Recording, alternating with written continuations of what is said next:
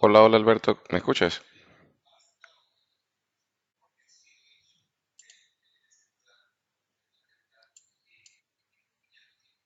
Bueno, si me estás hablando, no te escucho nada.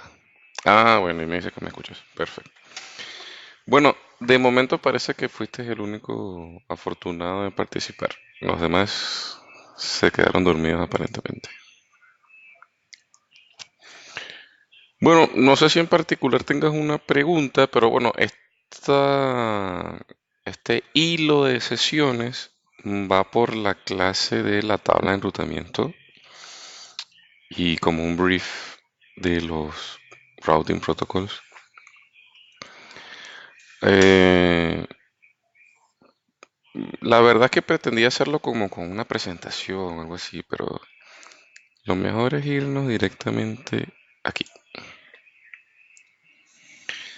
Sí, entonces ahí básicamente lo que tenemos es una topología, un par de routers, hay como un segmento, un sector aquí como de una LAN aquí. Y luego tenemos aquí la WAN, simulando la WAN, ¿sí? Y así más o menos vamos a explorar esas cositas. Entonces, aquí lo único importante, que es la única de esas cosas que yo hago énfasis, es como entender los highlights, como el diseño de alto nivel y ya después lo demás se hace como que más facilito, ¿sí? Entonces, lo que yo trato de hacer como mención es que cada equipo en la red, ¿sí?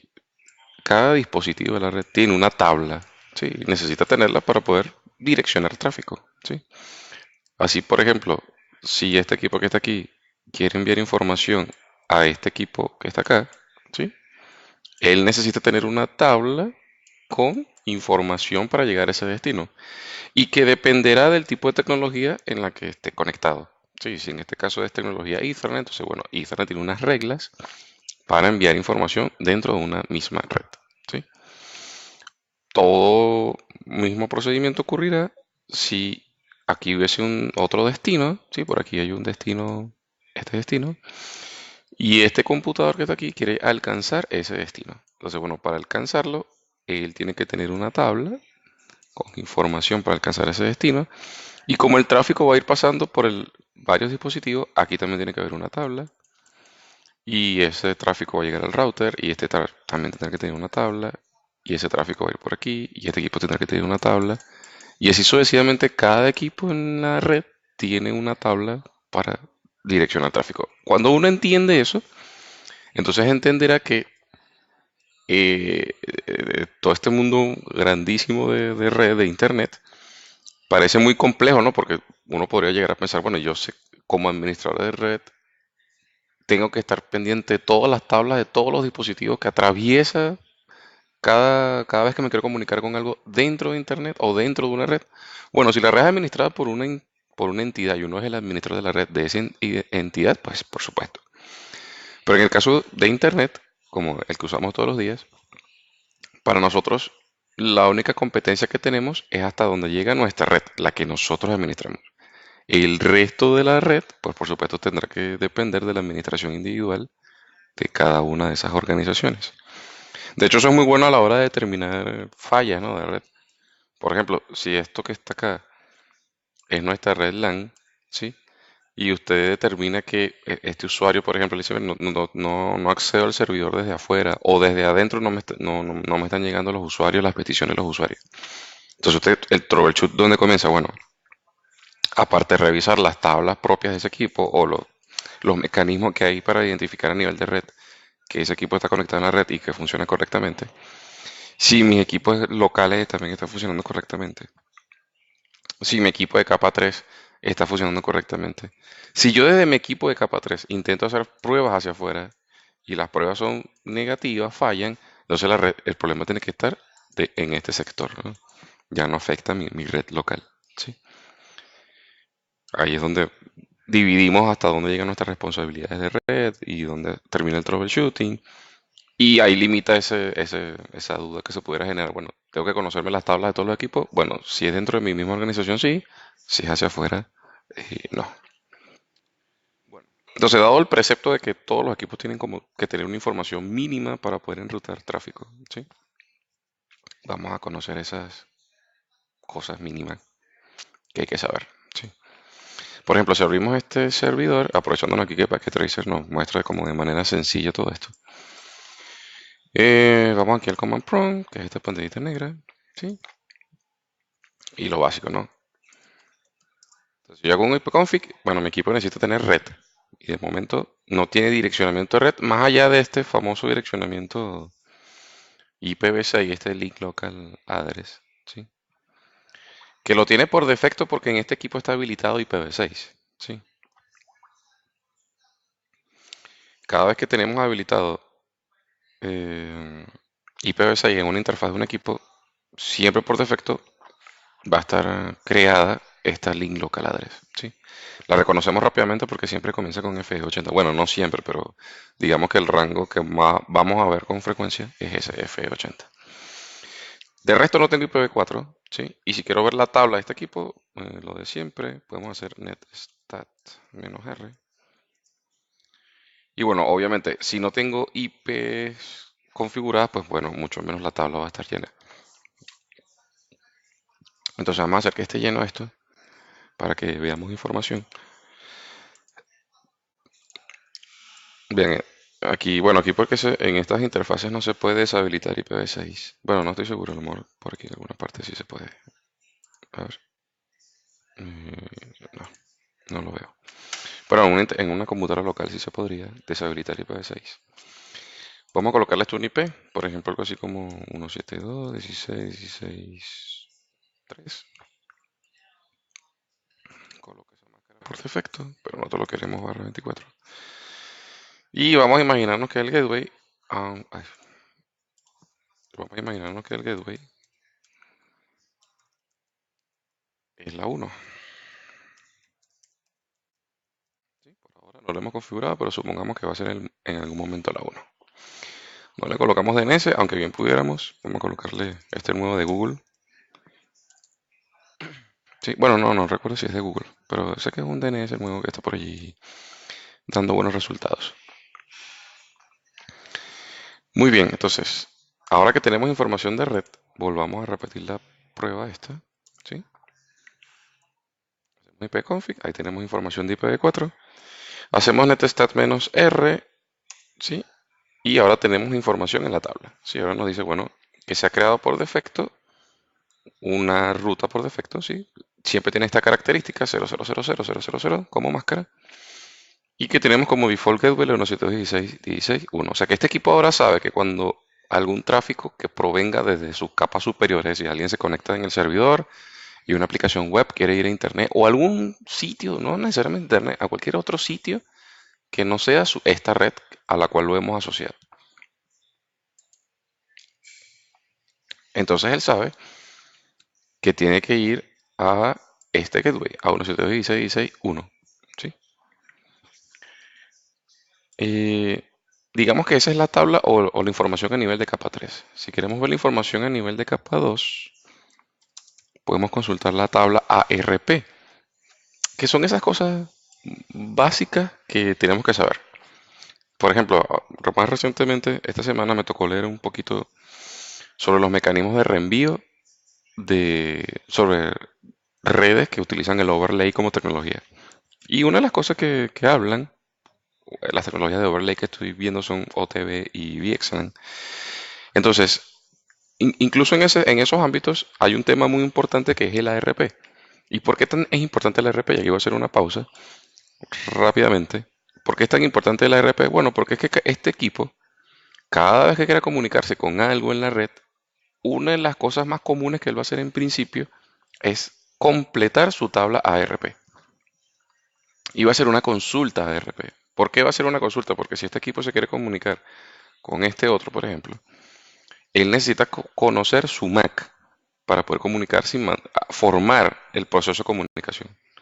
Recuerda que básicamente cómo va el proceso de comunicación. Va un source address, un destination address, y ese source address, destination address puede ser o debe ser en capa 2 y en capa 3. Es decir, tengo una dirección de capa 2 de origen, una dirección de capa 2 de destino, una dirección de capa 3 de origen, una dirección de capa 3 de destino.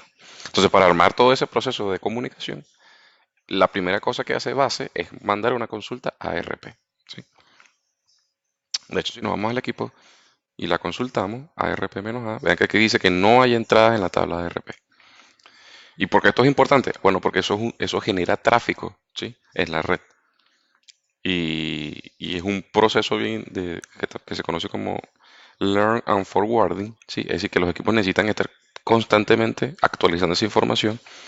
Y bueno, eso genera tráfico en la red que no es de datos puros, genera carga y eso hace que nuestra red no funcione en el más alto performance, ¿sí?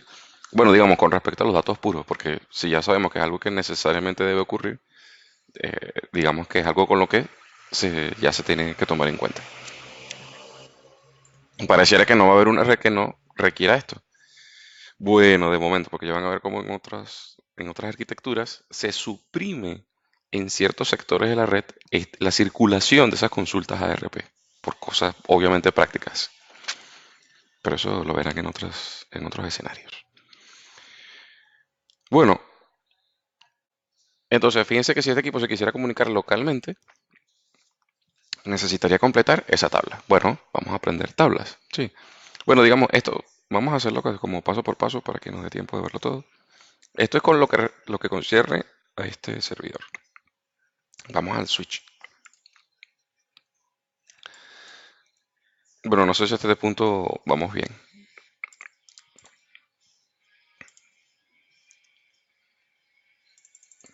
Ok. Cualquier cosa, no sé, Alberto, ya sabes cómo es la mecánica, me escribes aquí por el mensaje o tomas control del audio y nos comentas. Bueno, ahora vamos al switch. Entonces el switch es también la misma cosa. Este switch en particular es capa 2. Vamos a darle aquí show version. Entonces este equipo me está diciendo que es un 2960 con la licencia LAN base, ¿sí? Aunque bien en ciertas circunstancias podemos hacer algunas cosas de capa 3, este equipo es como más orientado a los features de capa 2. ¿Y a qué me refiero con features de capa 2? De momento, VLANs y vamos a ver algunas cosas de Mac. Sencillo. Si hacemos aquí show VLAN, ya sabemos entonces que todos los puertos de un switch pertenecen por defecto a la VLAN 1. Entonces son cosas que hay que, de tanto repetirlas, usted las tiene que sacar de memoria. ¿Sí? Y esa es la razón por la cual cuando sacamos un switch, lo prendemos todo y conectamos cosas al switch, funciona, porque bueno, todos los puertos están como asociados al mismo grupo y por tal motivo todos dentro de ese mismo grupo se pueden comunicar. ¿Sí? El problema está cuando empiezo a dividir cosas dentro del switch y entonces requeriré otros mecanismos para permitir que esos diferentes agrupamientos se comuniquen.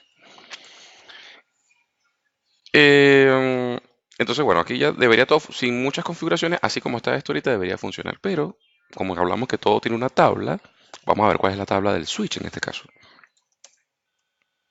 Lo vemos con el comando show MAC address table. En algunos iOS es así show MAC-address-table, en algunos otros es show MAC espacio address-table. De todas maneras, uno cuando lo intenta varias veces se da cuenta cuál es uno y cuál es el otro caso. Lo importante es que no importa cuál utilicemos, nos va a dar un mismo resultado. Le damos enter y vemos que en este caso también la tabla está vacía. Estamos en presencia de una red que está así como en sus primeras etapas de convergencia, en la que no todo tiene la información completa. ¿Sí? Entonces no tiene la información completa. Volvemos a lo mismo. Si el equipo que está por acá, el servidor que estamos trabajando, intentara comunicarse, ¿sí? Recuerden que es la primera cosa que él va a hacer, completar su tabla ARP. Para eso hace una consulta ARP. ¿Qué es lo que busca la consulta ARP? Completar como un pool, un set de IP y MAC. Pero como él no sabe la MAC del equipo al que se quiere comunicar, entonces él hace como una especie de broadcast de capas. Es decir, le pregunta a todo el mundo, mira, ¿quién tiene el IP XIP con la que se quiere comunicar? Cuando esa información llega al switch, ¿sí? El switch, como no trabaja en el plano de IP, lo que se está dando cuenta es que una MAC de origen, este servidor, con destino todo el mundo, está buscando una información. Entonces, ¿qué es lo que hace el switch? Bueno, primero almacena la información del servidor, es decir, la trama que está entrando por el puerto, va a almacenar la MAC de origen, es decir, quien le está hablando se aprende la MAC de origen. Y luego va a hacer una copia de esa trama y la va a reenviar por todos los puertos menos por donde lo recibió, en un mecanismo que se llama flooding, ¿sí? O inundación. El resto de los equipos va a recibir esa trama, ¿sí? La va a recibir, este equipo lo va a recibir, este equipo lo va a recibir, este equipo lo va a recibir. Pero y van a, cuando eso llega, recuerden ese famoso modelo OSI, se va a desencapsular, ¿sí? Todo el mundo va a desencapsular esa trama. ¿Por qué? Porque va con destino todo el mundo, va con el formato FFFFFF, le va a preguntar a todos. Y digamos que la instrucción es, cuando tú recibes un paquete con una trama, perdón, con destino FFF, tú la abres, ¿sí? ¿Para qué la abres? Para ver cuál es el contenido de la información de capa 3. Entonces, cuando abren la trama, se van a dar cuenta que en el paquete está contenida una IP específica, que es la consulta que está haciendo el servidor. ¿Quiénes van a responder la comunicación? Bueno, el que tenga la IP esa que en el servidor está consultando. Por tal motivo, si por alguna razón este router no tiene esa IP o este equipo no tiene esa IP, entonces solamente va a responder el que tenga esa IP. Es decir, cuando los demás se dan cuenta que no es ellos con quien se quiere intentar comunicar, descartan el paquete, pero tuvieron que tomarse la molestia de abrir la trama. Es otra de esas consideraciones por las cuales cosas como esta de las consultas de RP son de esos casos a considerar dentro de las estructuras de red, porque generan tráfico, toman tiempo de procesamiento los equipos porque tienen que tomarse molestias en estos casos, por ejemplo. Y aquí estamos hablando de 3 equipos, de 4 equipos. Imaginemos esto ya en un contexto de 100, de 500, de 1000 dispositivos en una red haciendo consultas. Y estamos hablando de una LAN. ¿Y qué pasa ahora con estos escenarios donde nuestra LAN ahora también comparte espacio con otra LAN en otra parte geográficamente? Entonces el tráfico tiene que viajar por internet, ir al otro data center, etcétera. Bueno, entonces resulta que cuando el equipo que finalmente tiene la IP a la que yo estoy consultando, ¿sí? Ese equipo va a generar una respuesta y en el momento en el que genere una respuesta, el switch, como ya vimos anteriormente, va a tener el mismo comportamiento. Va a aprender la MAC del origen de esa respuesta. Y cuando la tenga, bueno, ahora bingo, vamos a tener las dos cosas. Vamos a tener una tabla MAC, como esta que está aquí, que en este momento está vacía, la vamos a tener llena. Ahora la vamos a tener con información de la MAC de este puerto y con la MAC de este puerto. Y la próxima vez que esos equipos se quieran comunicar, ya no va a ocurrir el fenómeno que ocurrió antes, el de flooding, sino que ahora la comunicación va a ser unidireccional en el caso de que estos dos equipos se quieran seguir comunicando. Y va a ocurrir lo mismo en el sentido de que ambos equipos también van a tener las tablas ARP completas. Por tal motivo no van a tener que hacer una nueva consulta de ARP.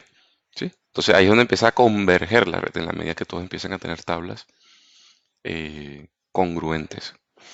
Y uno será la pregunta, bueno, pero si eso es así, entonces pues, ¿cuál es el problema con las consultas ARP? Si en el futuro ya todo el mundo cuando tenga la tabla completa, ya no deberían hacer consultas. Bueno, el tema es que esas tablas se vencen. ¿Sí? Es decir, cada cierto tiempo se están refrescando. Y en lo que se borran, bueno, tienen que volver a hacer todo el proceso de nuevo. Y tiene sentido porque, bueno, imaginemos que en algún momento este cable deja de existir o este servidor cambia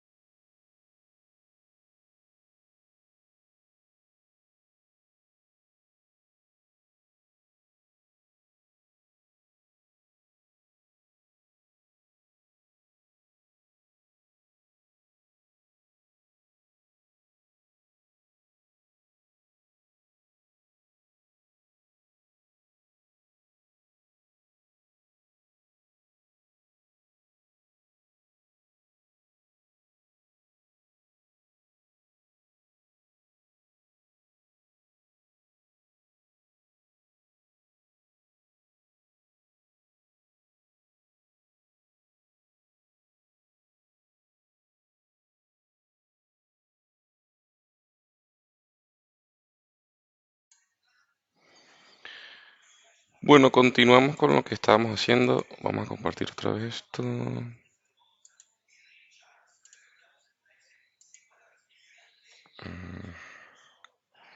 Ya no se quiere compartir.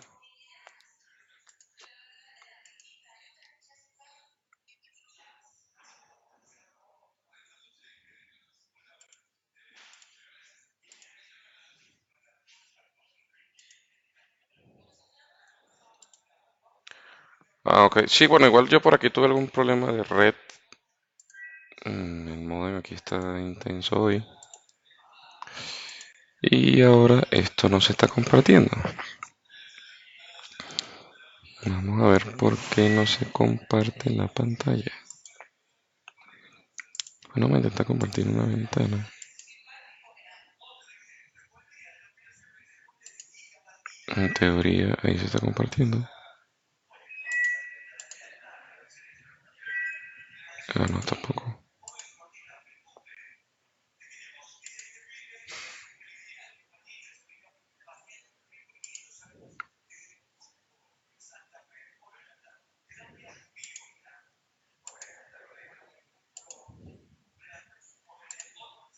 Vamos a intentarlo una vez más.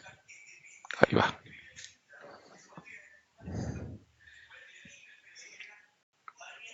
Muy bien. Entonces, en teoría, aquí estamos de vuelta. Bueno, esa fue una pausa patrocinada por... ¿Qué hay aquí? Fivertel. Bueno, esas cosas. Bueno, entonces habíamos quedado en el punto que simplemente en la LAN todo el mundo hace consultas RP basado en ese tráfico. Ah, bueno, es importante entender que no necesariamente la información que aprende el switch es producto de consultas RP, sino que es lo más normal. Es la primera comunicación básicamente que hacen los nodos en la red LAN. Puede haber sido por cualquier otro tipo de solicitud o por cualquier tipo de tráfico en líneas generales. Bueno, así que vamos a ponerle un IP a este otro computador, ¿sí? Y así completamos el proceso. Esto era 172.16.2, por ejemplo. Vamos a ponerle esta máscara. Y todas estas, si usted se está preguntando por qué le estamos poniendo esa máscara y todos los asuntos. Bueno, primero le recomendaría a cualquiera que esté viendo esto en el futuro que revisara los videos anteriores. Y lo otro simplemente lo estamos haciendo por un tema súper arbitrario, ¿no? Podemos manipular la red como queramos. Vamos a poner que esto es la 1 y decidimos utilizar este DNS. Cerramos aquí. Y vamos a confirmar que esa información está aquí. Y vamos a confirmar esta información. Vean que a pesar de que ya coloqué IPs en ambos extremos, no hay una tabla ARP completa. Y la razón es porque no hemos intentado hacer ningún tipo de comunicación. Entonces, bueno, vamos a intentar hacer alguna comunicación. Vamos a ir a 172.16.16.3, que es el servidor. ¿Sí? Vamos a hacer un ping. Prueba básica de comunicación. Ahí vemos cómo el equipo responde. Y ahora vamos a consultar otra vez la tabla. Entonces aquí es donde vemos que verídicamente ahora tenemos que una entrada que para los efectos del servidor, aquí aparece el IP del servidor y su MAC. Entonces todos los equipos a nivel de esta LAN ya se pueden comunicar perfectamente. ¿Sí? Y si la consultamos acá, vemos que ya como se completó el circuito, entonces este equipo también tiene información del otro equipo. Y si vamos al switch, vamos al switch, hacemos lo mismo, perdón. Vean que ahora el switch tiene información de los dos puertos, entradas de los dos puertos. Y ha completado la tabla. Sencillo. Vamos al router.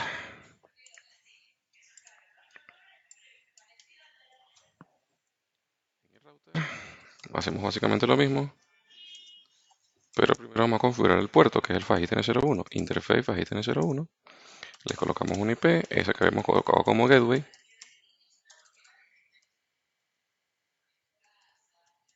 Y la prendemos la interfaz. ¿Sí? Listo, está prendiendo. Cuando esto termine de converger, ya vamos a poder comunicarnos con el router. Y en el router básicamente podemos consultar la tabla SISH o IPRP.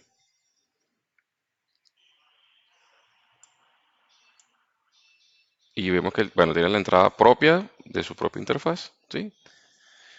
En lo que esto converja, vamos a intentar comunicarnos con el router y veremos cómo se completan las tablas en los tres dispositivos, ¿sí? Bueno, aquí lo podemos acelerar con este fast forward. Ah, ya, ahí convergió. Vamos a hacerlo desde el equipo, del servidor. Vamos a hacerle ping a 172.16.16.1. Ahí está respondiendo el equipo, ¿sí? Vamos acá. Vamos a volver a consultar la tabla. Y vean que ahora tienen una entrada de 172.16.16.3, que es el servidor, con la MAC respectiva de ese equipo. Y por la interfaz por la que se lo está prendiendo. Esto es importante para futuros procesos de troubleshooting. Eh,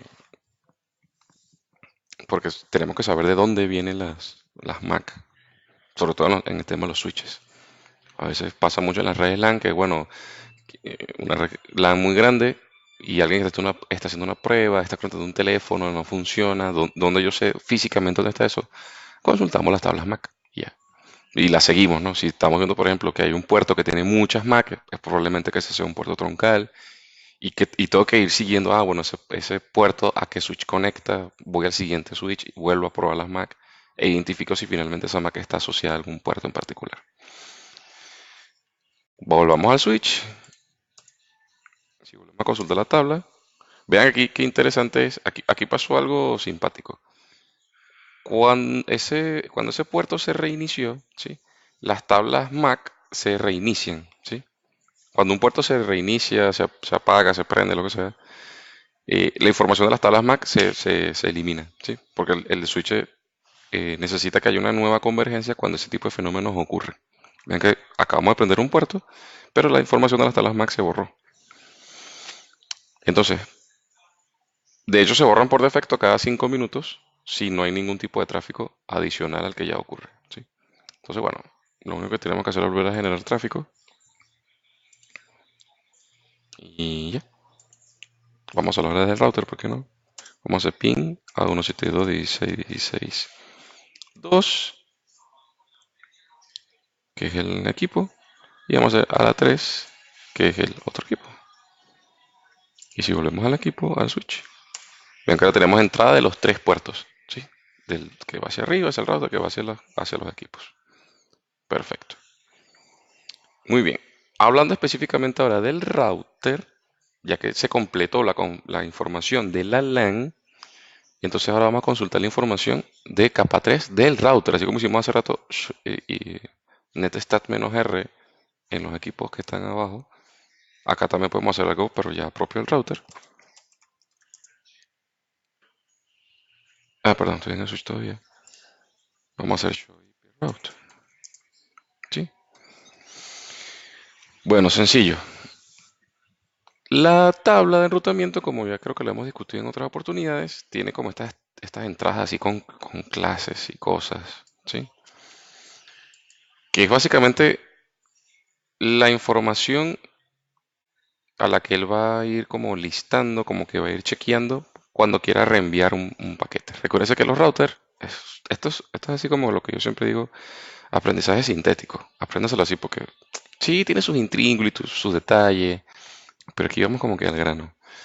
Si este equipo que está acá quiere comunicarse con una red que no está aquí en su red local, supongamos, no sé, ese famoso 111, que es el DNS, supongamos que está por allá. Entonces, este equipo se va a ir por aquí. Cuando llegue aquí al router, ¿el qué va a evaluar? Bueno, va a evaluar el destino, porque el router solamente va a evaluar IPs de destino. Entonces el router se va a hacer como la pregunta. Bueno, yo conozco un destino hacia 1111. Entonces usted revisa la tabla. Y usted se imagina en este momento que usted es el router. Entonces, ¿qué pasa? Que el router va a empezar a evaluar la lista, lo que tenga en la tabla, desde arriba hacia abajo, y va a comparar, bueno, 1111 lo tengo. No, porque aquí tengo es 172.16.00. Como esta entrada no coincide, como esta primera entrada no coincide, ¿sí? A esto se le conoce como una ruta padre, ¿sí? Como no coincide, yo no puedo hacer más nada con eso. No se va a molestar en revisar lo que está abajo, porque esta que está abajo se llama ruta hija. Si el padre no coincide, el hijo menos, ¿sí? Porque la de hija se deriva del padre. Ese es el argot. Y como no hay más entradas en la tabla, bueno, descarto el paquete porque no tengo más nada a quien comunicarme, ¿sí? Así de básica es la evaluación de la tabla de enrutamiento. Él va a comparar direcciones de destino con las entradas en la tabla de enrutamiento. ¿Sí? Es súper fácil. Vamos a intentar a que esa evaluación se complete. Vamos acá. Vamos a crear rutas estáticas. ¿Por qué? Porque eso es una de las formas de alimentar la tabla de enrutamiento. ¿De qué se alimentó la tabla en este momento? De la única interfaz que está encendida, que es esta. Sí, la faz ITN01, aquí está, mira, faz ITN01. La interfaz está encendida, tiene un IP y por tal motivo se alimentó, ya que aparece esta C, que representa que la ruta está directamente conectada. Eso es lo que significa directamente conectada. Tengo un cable conectado con un IP y estoy prendido. Y eso es la razón por la que esa información está en la tabla. ¿Sí? Igual siempre lo podemos confirmar con el famoso comando show IP interface brief. ¿Sí? Aquí está, aparece la información de mis interfaces y su estado operacional y administrativo. Aquí está. La única que está up es esta, la file 01. Eso es un requisito obligatorio para que aparezca la tabla.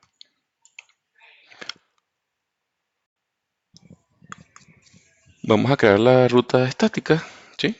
Es fácil, es como comando hyperroute. Por ejemplo, vamos a hacer una ruta estática hacia ese destino que nos inventamos ahorita, que era el DNS. A 1110. Bueno, también podemos hacerlo a esto. A 111, ¿sí? A, a una dirección de host. Colocamos 1111. ¿Por qué estamos colocando 111? Bueno, porque a los equipos que están abajo le hemos colocado que 111 es el DNS. Ya usted deberá recordar que es un DNS, que simplemente traduce nombres de dominio a direcciones IP.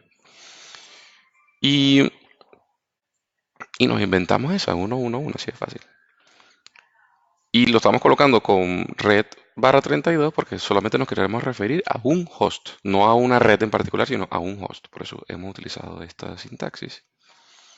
Y ahora tenemos que decirle hacia dónde queremos enviar el tráfico cuando querramos ir a 111. Bueno, si vemos esta topología es muy sencilla. Ahora más adelante nos vamos a inventar aquí una loopback que va a tener esa dirección IP 1111. ¿Sí?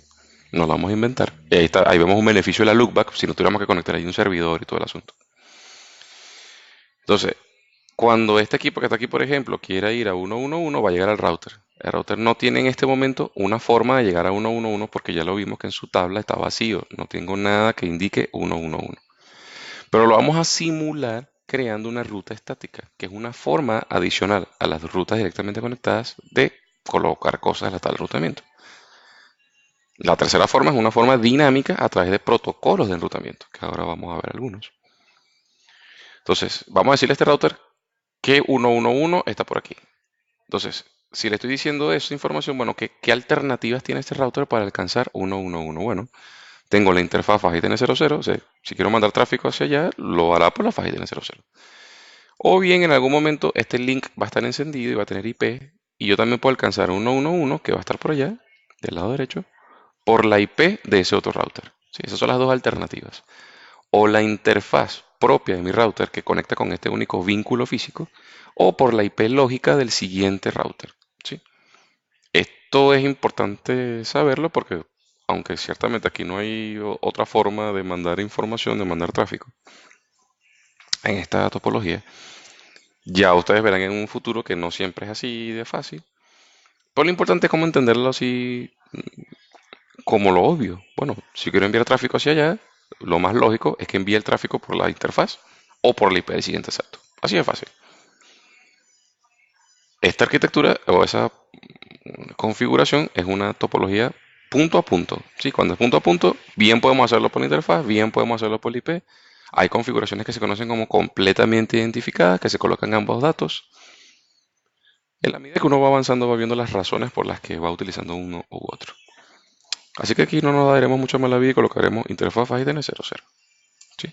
También es una cosa en la que tenemos que luchar contra el tiempo, que a veces no nos permite evaluar todas las situaciones. Entonces coloco aquí hyperroute. Bueno, ahora el router sabe que cuando quiera ir a 111 tendrá que hacerlo por la faz ITN00. Esa es la información que le acabamos de decir. Pero si ahora reviso la tabla, show hyperroute, nos damos cuenta que esa información no está ahí. ¿Sí? Y la razón por la que no está allí es porque no se está cumpliendo que la fajita N00 esté up. Porque, como dijimos antes, es un dato indispensable para que la información aparezca en la tabla. Que ese camino que yo le estoy diciendo esté prendido, que exista. Bueno, hagamos que exista, perdón. Vamos a colocar la interfaz N00, vamos a poner un IP address 200.0.0.0.1 y la prendemos, no shoot. Ahora pasó al estado up físicamente, pero, si volvemos a revisar, show IP interface brief, ¿sí? Aparece en el estado up down. ¿Por qué? Porque administrativamente hemos encendido la interfaz, pero para que esto se complete el up a nivel de protocolos, se necesita estar encendido del otro lado. La otra punta del vínculo tiene que estar encendida y no está encendida. De hecho, comprobemos una vez más que a pesar de que está up en el estatus físico, no lo tengo en la tabla, porque tiene que cumplirse las dos condiciones. Bueno, vamos a hacerlo. Vamos al otro router y así aprovechamos y configuramos esa famosa loopback. Vamos a configurar la interfaz N00 con una IP address 200.0.0.2, por ejemplo.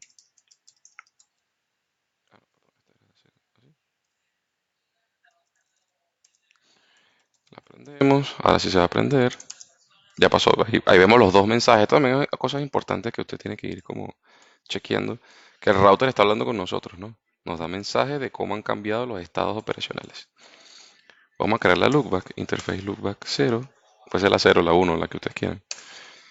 Recuerden que eso solamente tiene significancia local, solamente le importa a este router. El número de la loopback, no el IP, porque el IP le va a importar al otro para enviar tráfico. Vamos a colocarle el IP esa que nos inventamos, la 1111, ¿sí? Con máscara 255.255.255, barra 32. También podemos hacer esto en las loopback, una maravilla. Bueno, aquí también pasa algo interesante, ¿no? Cuando creamos una loopback, la loopback se enciende por defecto. Aquí están los dos mensajes de la loopback. Por tal motivo, tanto la interfaz física como la loopback en este router ya existen en la tabla de enrutamiento. Vamos a chequearlo, show hyperroute. Ahí está, ¿no? Estamos viendo la loopback y estamos viendo la interfaz física. Bueno, perfecto. Si vamos al router de la izquierda, vean que también aparece el mensaje de up, ahora a nivel de protocolo. ¿Sí? Y vean cómo ahora sí aparece nuestra ruta estática. ¿Sí? Aparece nuestra ruta estática. Aparece 111. Es decir, ahora este router sabe o puede tomar decisiones de enrutamiento hacia 1111. ¿Sí? Es muy importante darse cuenta de cuál es el origen de enrutamiento. El origen. El origen de enrutamiento es esta letrita, este prefijo que aparece aquí. Que en este caso, cuando es S, aparece como estático. Porque es importante saber eso para identificar que esta 111 no está en este router, sino que tiene una forma de alcanzarlo de forma estática que usted configuró. Bueno, vamos a ver aquí. Si yo intento desde el servidor hacerle ping a 1111, ¿sí? Ya veremos cómo eso falla. Aquí... Ah, no, no pasó nada. Ah, no, va a pasar algo. Parece que esto me está anunciando cuando empieza como a perder la señal aquí en el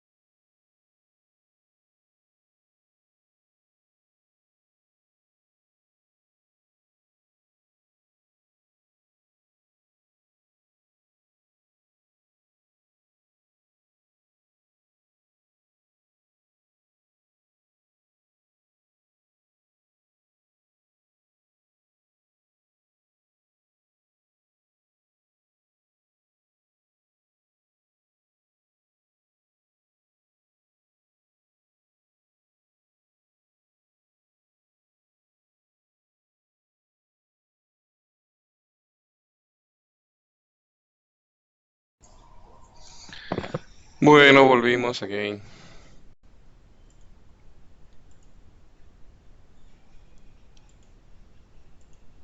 Esto.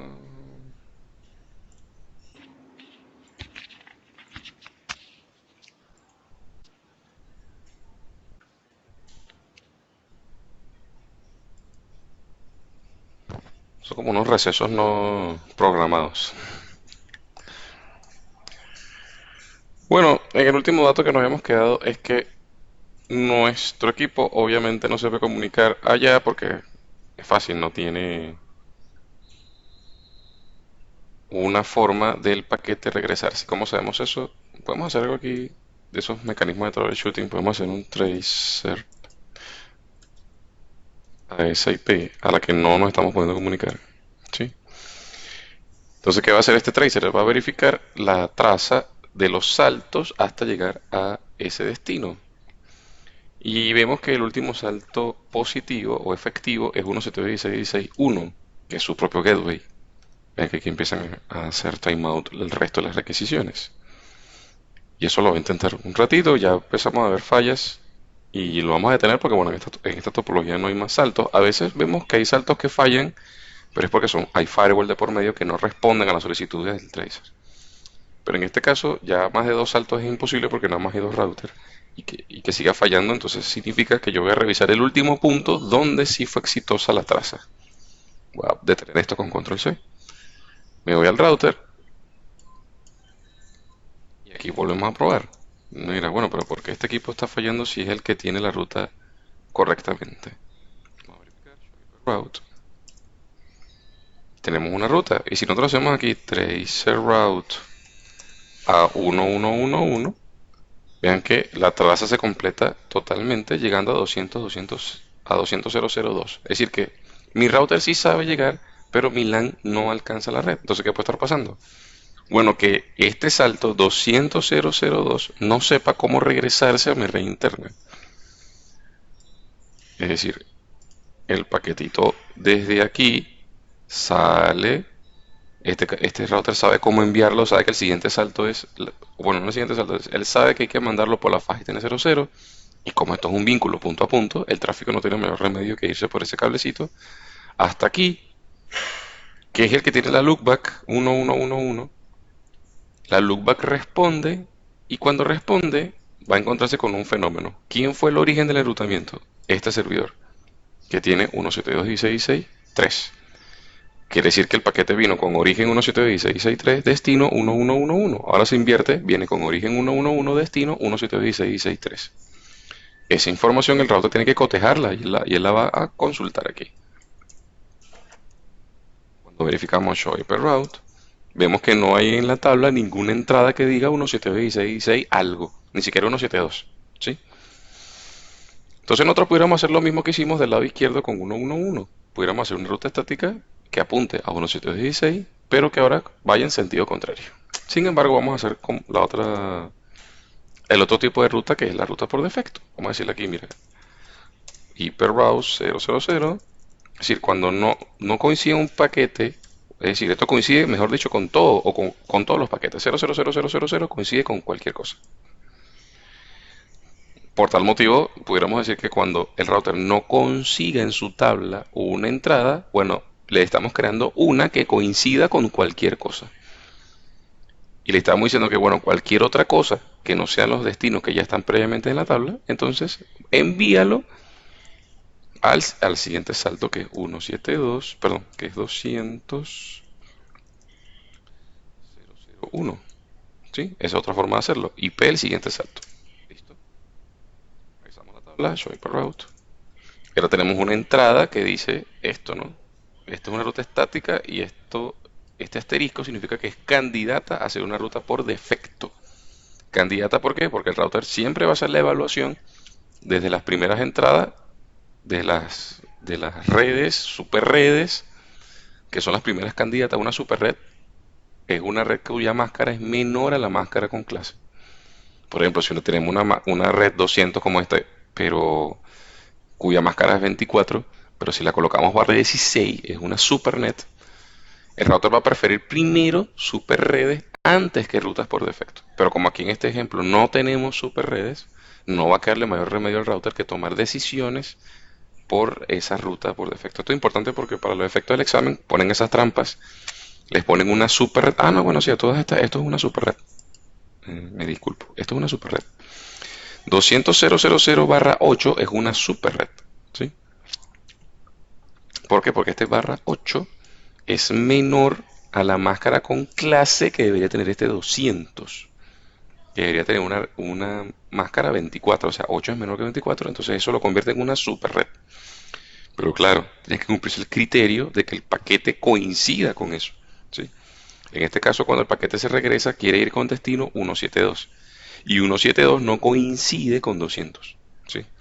¿A qué me refiero en ese caso a que preferiría una superred antes que la ruta por defecto? Bueno, imaginemos que creamos una ruta estática en este router. Vámonos por aquí. Imagínense que porque hay otro camino. Y creamos la red, por ejemplo, 172.0.0/8, así como está ahí. ¿Sí? Entonces, si el paquete que se está regresando de la loopback con destino 172.16.16.3, que es el servidor, se encuentra con esta tabla de enrutamiento, pero con este añadido ahora, ¿sí? El router va a preferir mandar el paquete por aquí, porque va con destino 172, coincide con 172 y además es /8. Él prefiere esa super red por encima de la ruta por defecto de esta que está por acá. ¿Sí? Eso es lo que me refería. Él prefiere primero la super red por encima de las rutas por defecto. En el examen le hacen esas preguntas y el estudiante, digamos que para uno es una solución mágica crear rutas por defecto, pero bueno, hay casos en los que el router no toma como primera opción la ruta por defecto.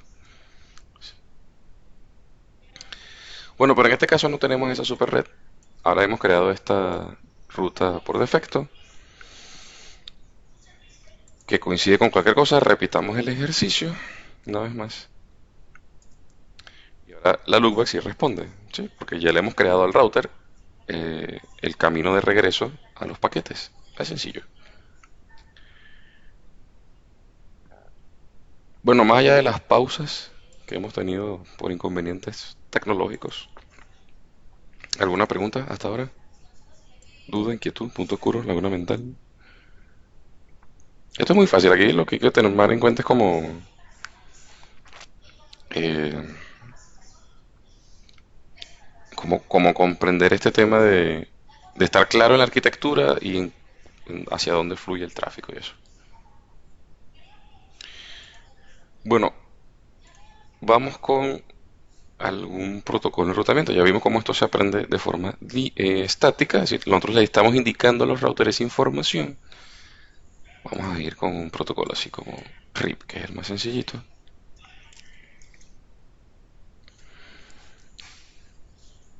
Entonces, aquí vamos a escribir router RIP, así que estamos creando un protocolo como RIP, así se crea.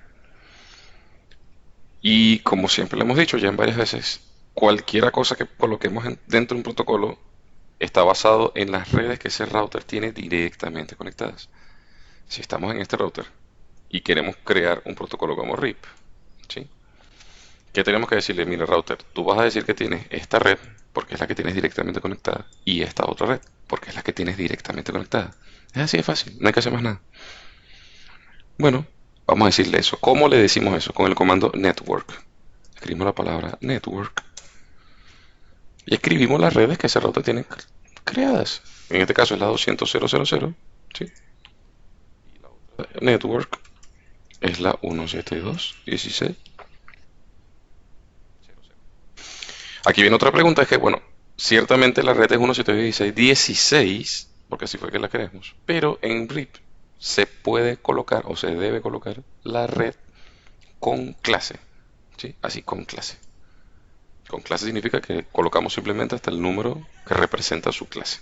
Si usted no se recuerda cuáles son las clases A, B, C, /8, /16, /24, los rangos, esas cosas. Tienen que repasar si no lo recordamos. RIP tiene otras características como por ejemplo la versión. Bueno, ahorita cambiamos la versión. Básicamente con eso es suficiente para que RIP funcione. hay que configurarlo del otro lado para que funcione igualmente.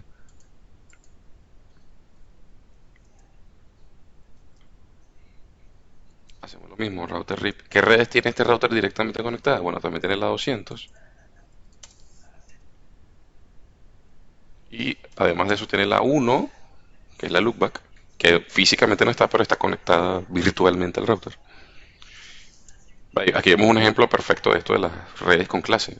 La red 1111-32 con clase es 1 porque es /8. Solamente coloco el primer valor porque es el primer octeto en las clase A, o es el que tiene importancia.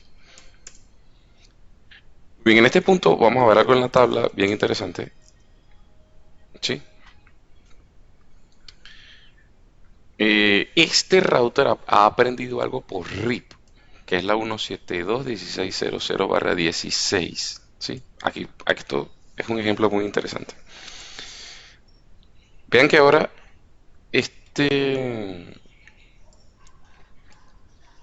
router que está aquí arriba, ¿sí? ¿Qué pasa cuando creamos RIP? Cuando creamos RIP, estos señores se empiezan a mandar mensajes por broadcast, bueno, porque es la versión 1. Se empiezan a mandar mensajes con broadcast con las redes que tienen, las que le declaramos, las que dijimos con network, ¿sí? Entonces, cuando un router le dice a otro una información que antes no conocía, como en este caso la 172.16.00, era algo que a este segundo router no lo habíamos dicho. Todavía no le habíamos dicho eso. Le habíamos dicho una ruta estática por defecto, que cualquier cosa que no estuviera por defecto en la tabla lo mandara a ese siguiente salto. Pero ahora el router de la izquierda le está diciendo a través de RIP, mire, yo tengo la red 172.16.16. Y ahora ese router se la aprende por RIP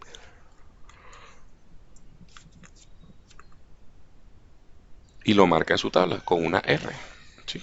Con datos adicionales como por ejemplo este número que está acá, el 120, que es la distancia administrativa.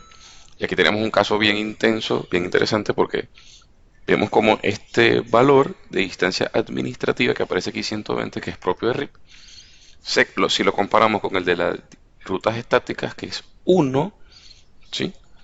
Vemos que el router prefiere, por supuesto, el menor valor de la distancia administrativa significa mayor grado de confiabilidad. Es decir, que un router confía más en un origen mientras que el número de la distancia administrativa sea menor. Claro, aquí los dos valores aparecen por una razón simpática. Y por eso es lo bueno de este ejemplo. Porque la ruta que aparece abajo es 00000. Es una ruta por defecto. Mientras que arriba aparece una ruta como más específica, ¿no? 172.16.00. Por eso es que ambas informaciones conviven en la tabla de enrutamiento. A pesar de que el de arriba tiene una distancia administrativa mayor, pero es una distancia administrativa mayor con respecto a una red totalmente diferente a 0.0.0.0. Y aquí nos hace la pregunta, bueno, cuando este equipo manda tráfico y el tráfico tiene que regresarse, cuando se regresa, suponiendo que le estoy haciendo ping otra vez a 111, ¿qué hace el router ahora? Bueno, el router ahora evalúa, como ya lo vimos antes, desde arriba las rutas y empieza a evaluar, bueno, 111 coincide, perdón, 172.16, pues la respuesta va ahora hacia 172.16. Compara 172.16, ¿esta es 172.16? No. Ahora compara esta 172.16, ¿esta es 172.16? Sí. Y aquí es donde viene algo también importante para los efectos de los estudiantes, que al router no le importa realmente el origen del enrutamiento. No importa si la ruta es por RIP, si es estática, eso no importa. Porque el router lo que evalúa es la coincidencia de bits. Y cuando el tráfico se regresa con destino, recuerda que él solamente evalúa direcciones de destino.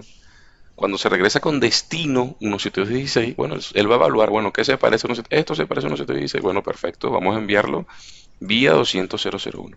¿Que daba igual que lo hiciera por abajo? Sí, daba igual, pero se evalúa la mayor coincidencia de bits. Y este ejemplo quedó perfecto como para extender, aclarar, profundizar este tema de que no importa si el protocolo es RIB o SPF, BGP, eso no importa.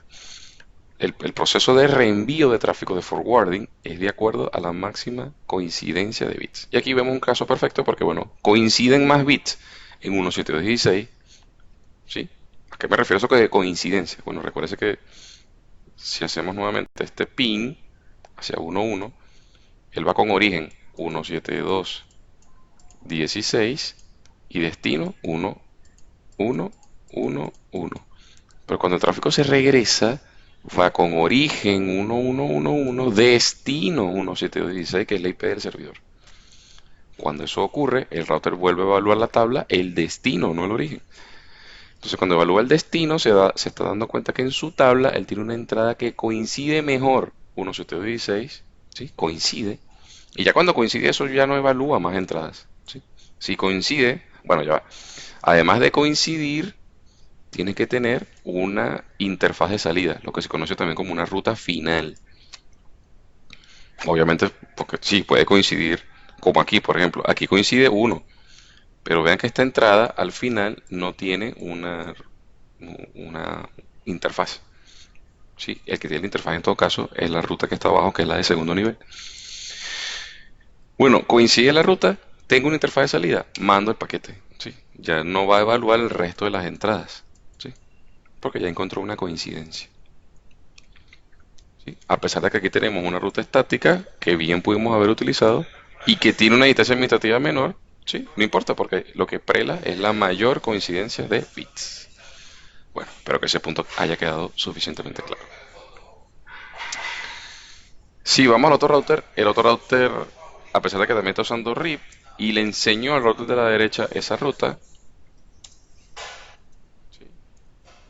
No aprende nada por RIP. ¿Por qué no aprende nada por RIP? Y aquí volvemos con el caso de las distancias administrativas, y así también reforzamos ese conocimiento. Este router tiene esta ruta y esta ruta directamente conectadas, ¿sí? Aquí están. Y 111, que es la loopback que está por aquí, ¿sí? Él se la está prendiendo por esta ruta estática, ¿sí? Este router le está diciendo a él por RIP 111, ¿sí? Pero, ese 111 viene con distancia administrativa 120 y el router de la izquierda prefiere su ruta estática que tiene como distancia administrativa por defecto 1 versus el 120, ¿sí? Aquí podemos ver información de RIP.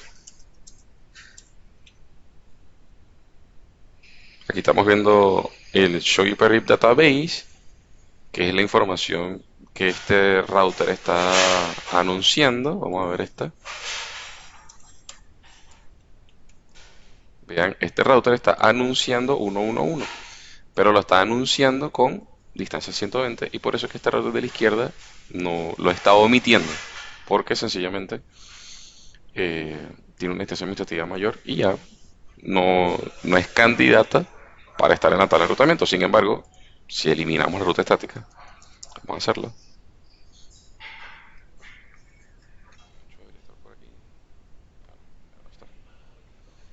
Le decimos no hiperroute 1111.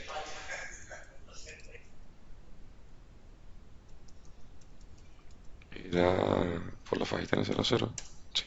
La eliminamos. Sí. Y volvemos a revisar la tabla.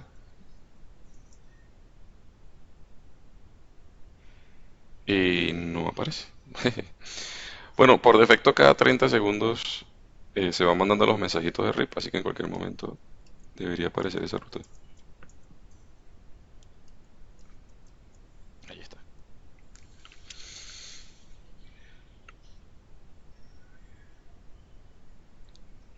Y listo. Ahora este router aprendió esa ruta, pero ahora por RIP con 120.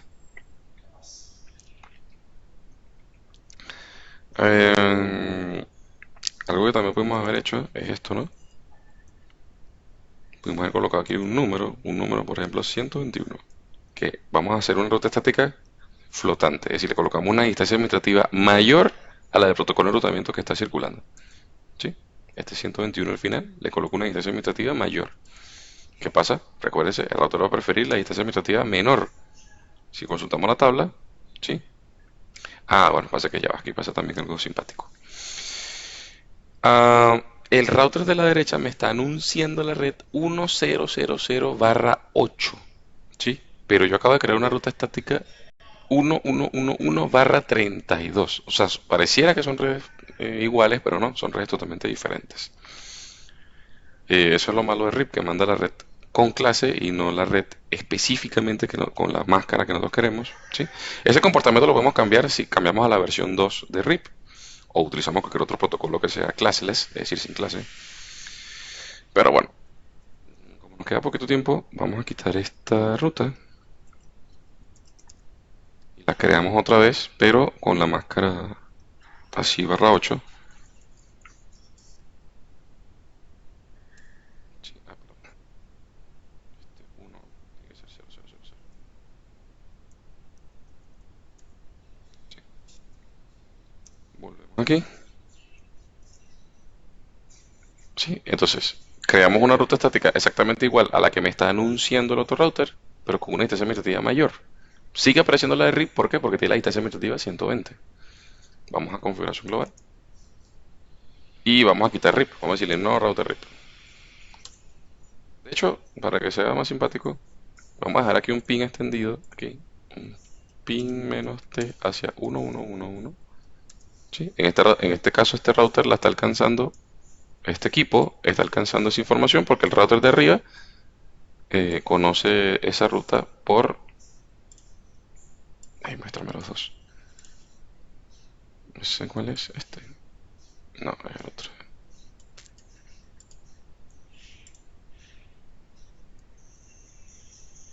Ah, este. Sí.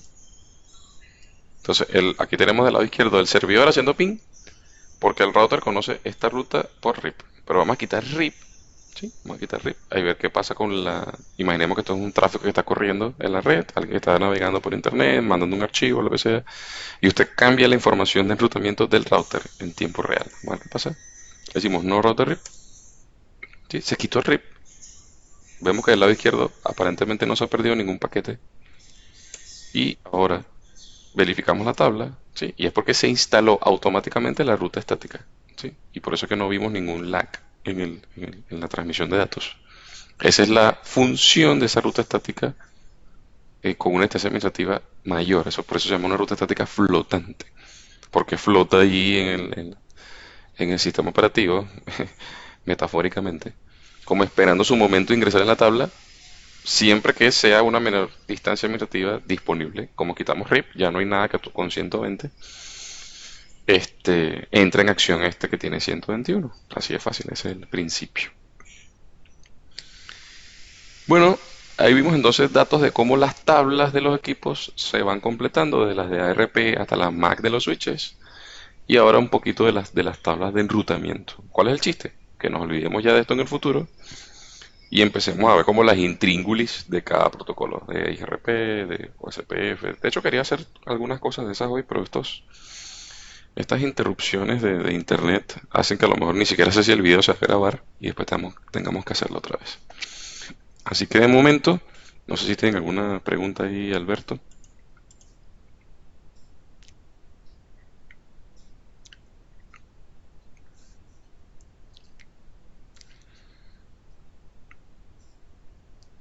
Bueno, como les comentaba, esta semana en particular están activos los exámenes finales de cada módulo hasta el 3. Sería bueno que si están preparados para presentar alguno de esos y así van cerrando ciclos, lo hagan y vayan obteniendo sus diplomas y eso. Y así van viendo cómo sí pueden ir progresando. Van a estar activos hasta el próximo jueves a la medianoche. Por supuesto, eso se va a estar repitiendo constantemente, pero la idea es que permitirles a los participantes ir cerrando ciclos, ¿no? Que se vean cómo pueden ir avanzando en este curso. Y igual, mi correo está abierto para las preguntas, las dudas, las inquietudes, sobre todo los grupitos aquí que están en Argentina. Si tienen alguna pregunta particular, me la hagan. Aquí dice. Temas claves. Lo que pasa es que eso de los temas claves, Alberto, es que pareciera que no hay uno así como en particular. Principalmente porque el examen de CCNA es muy teórico.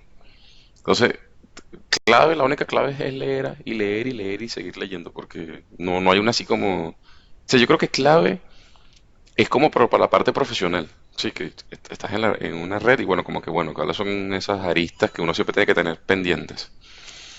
Pero así como claves para el examen, no. De hecho, ya se eliminó eso que antes había en las versiones anteriores del examen.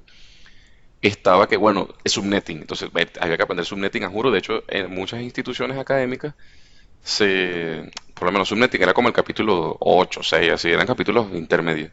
Y se pasaba desde el primer día de clase uno veía subnetting. ¿Por qué? Porque era lo que preguntaba más el examen, lo que más le costaba a la gente aprender. Y le sigue costando hoy en día. Pero les quitaron del examen. Ahora ya no lo preguntan.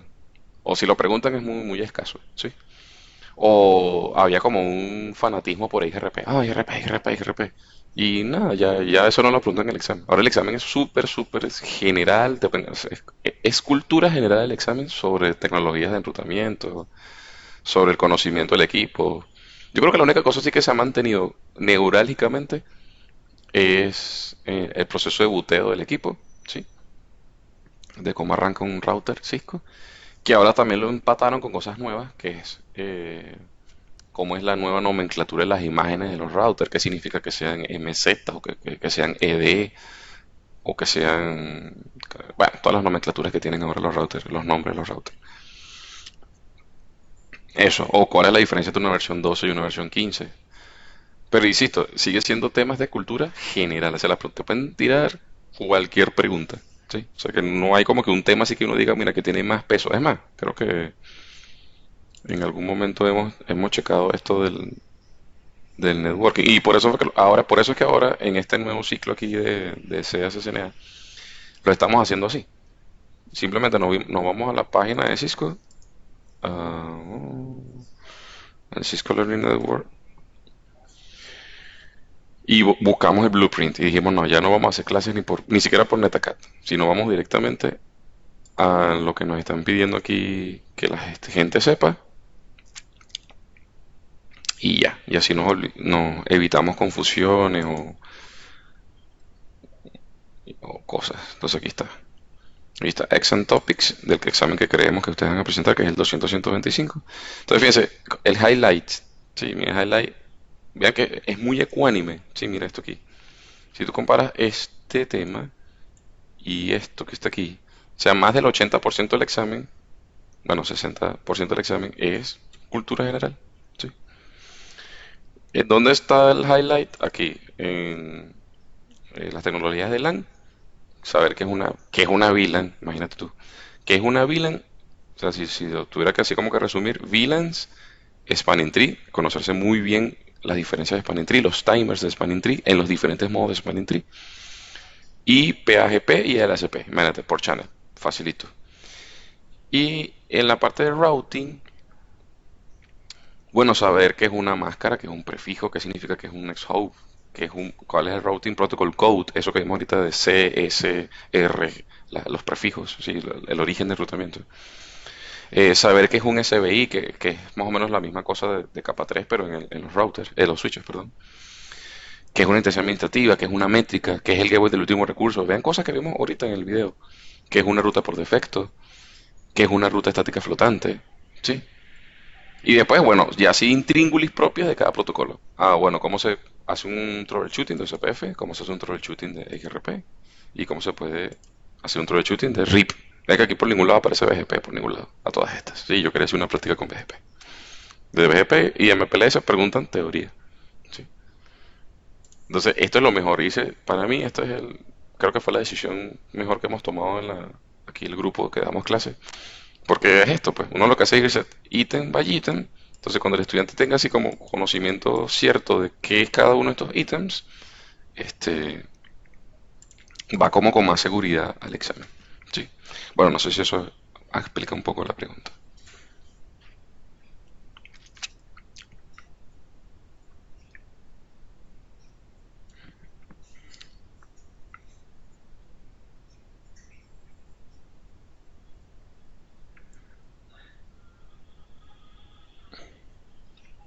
De hecho, yo en este momento, para el track que estoy estudiando, si algún día termino de presentar este año, lo estoy haciendo igual.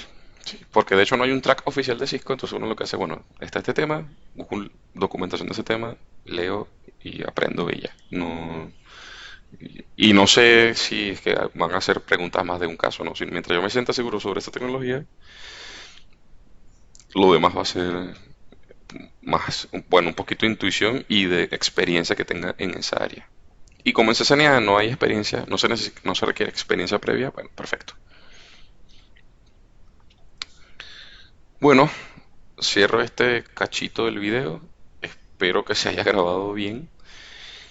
Igual cualquier cosa, entonces ahora a este grupo acá argentino los uno a este hilo, a veces estoy yo, bueno, voy a tratar de estar yo la mayor cantidad de tiempo, pero también están compañeros que están dando clases de Colombia y en Perú que están dando clases. La misma dinámica, estamos tomando temas de Blueprint y todos los fines de semana explicamos una partecita de ese Blueprint.